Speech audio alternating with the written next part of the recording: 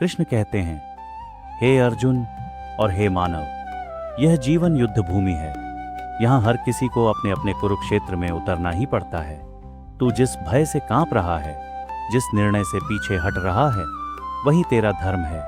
याद रख, कर्तव्य से भागना शांति नहीं देता, कर्तव्य को अपनाना ही मोक्ष का मार्ग है। मैंने गीता में कहा है, कर्मण्येवाधिकारस्ते मा फलेषु कदाचन, अर्थात तेरा अधिकार केवल कर्म पर है, फल पर नहीं।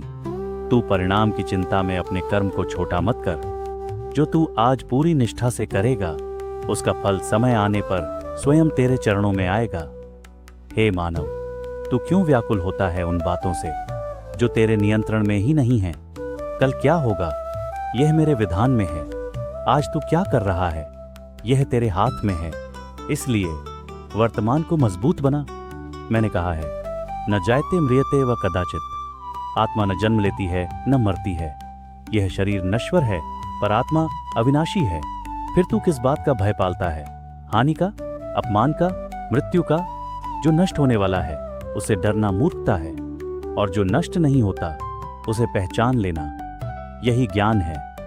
हे अर्जुन, क्रोध तुझे अंधा कर देता है, लोभ तुझे गुलाम बना देता है, और मोह तुझे सत्य से दूर कर देता है। मैंने चेताया है, क्रोध से भ्रम पैदा होता है, भ्रम से बुद्धि नष्ट होती है, और बुद्धि नष्ट होने पर मनुष्य स्वयं का ही विनाश कर लेता है। इसलिए संयम को अपना शस्त्र बना। तू संसार में रहते हुए भी मुझसे जुड़ा रह सकता है। न जंगल जाना आवश्यक है, न सब कुछ त्यागना। बस अपने हर कर्म को मुझे समर्पित कर दे। जो तू करेगा वह पूजा बन जाएगा, और जो तू सहेगा वह तपस्या बन जाएगी। मैंने कहा है, समत्वन योग उच्यते। सुख और दुख, लाभ और हानि, मान और अपमान, इन सबसे ऊपर उठ जाना ही योग है।